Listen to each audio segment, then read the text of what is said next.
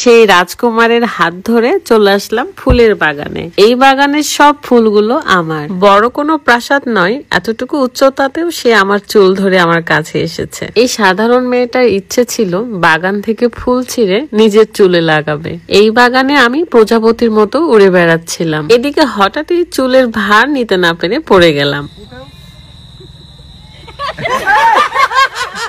আমার এই শখের রূপাঞ্জল সাজার পেছনে সবার যে কত কষ্ট হয়েছে তা বলার বাহিরে। অনেক কষ্টে রাজশাহীর বাহিরে একটা সুন্দর জায়গা খুঁজে বের করেছি। এখানে ফুলের সিজনটা এখন নাই, বাট সারা বাগান ফুলে ভর্তি থাকে। চেয়েছিলাম বাগানে ঘুরে বেড়াবো আর ফুলগুলো ছিঁড়ে ছিঁড়ে চুলে লাগাবো। তার মধ্যে এত বেশি গরম ছিল এই দিন, মনে হচ্ছিল যেন আমি সেদ্ধ হয়ে যাচ্ছি। তারপরও শখের দাম লাখ টাকা বলতেই হবে, সেরকম কষ্টও করতে হয় কিছু শখ পূরণের জন্য। আমার কি যে ভালো লাগছিল, এত সুন্দর একটা জায়গায় বসেছিলাম, পেছনে ফুল। আমি রূপাঞ্জল কার্টুনের কিছু কিছু ক্লিপ আসলে সেম করার চেষ্টা করছিলাম, বাট হয়নি। পরে আমি আমার মতো ফুল ছিঁড়ে ছিঁড়ে নিজের চুলে লাগিয়ে নিচ্ছিলাম। এই ভিডিওগুলোর ফাইনাল রেজাল্ট কিন্তু ভিডিও শেষে দেওয়া আছে, আপনারা লাস্ট পর্যন্ত দেখবেন। রূপাঞ্জল এলাকায় আসছিলাম, সে এলাকাতে বুঝে গিয়েছিল সবাই যে আমরা আসছি, কারণে অনেক আপুরা আন্টিরা দেখা করতে আসছিল। এন্ড পরিবেশ সেরকম ছিল না, তাই ছবি তুলতে পারিনি ঠিক মতন। আলো কিছুক্ষণের জন্য ছিল, এই কারণে আমরা খুব তাড়াহুড়ো করছিলাম শুট গুলো শেষ করার জন্য।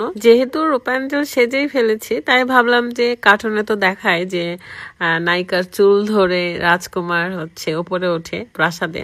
এখানে প্রাসাদ তো আর নাই, তো যেটা ছিল একটা মাচা টাইপের, সেখানে আমি গিয়েছিলাম এবং সে খুব সুন্দর করে আমার চুল ধরে উপরে চলে আসতে পারছে। কিন্তু কিভাবে এটা সম্ভব বলেন তো? আসলে ও পরে উপরেই ছিল, দেন এপাশ থেকে ওই পাশে হওয়ার একটা অ্যাক্টিং করছিল।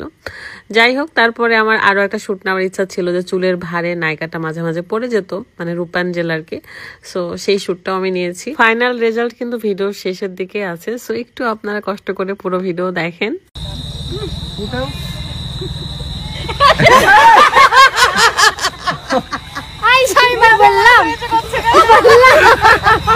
এই সেই বাগান যেখানে রাত এবং বিথি হেঁটে হেঁটে যাচ্ছে, বলতে পারেন বাংলার রূপাঞ্জল। আমি ওইরকম অতটাও সুন্দর নই, যতটুকু আছি আলহামদুলিল্লাহ আমি নিজের কাছে স্যাটিসফাইড। সো আমার শখগুলো পূরণ করতে পারছি, এটাই আমার কাছে অনেক। আমার খুব ইচ্ছে ছিল এরকম একটা সাজ নেওয়ার, আর নিতে পেরেছি। আর মনের মতো শুট করেছি। অনেক গরম, অনেক কষ্টের ছিল, তারপরও করতে পারছি।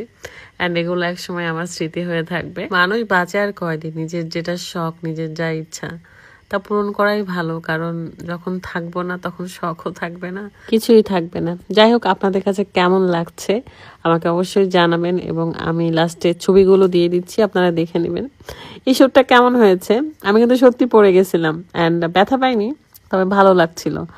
অ্যান্ড বিদায় নিচ্ছি আমি, সবাই ভালো থাকবেন, আল্লাহ হাফেজ। এটাই ছিল আমার শখের একটা সুন্দর ভিডিও, অ্যান্ড পিকচারগুলো দেখে নেন।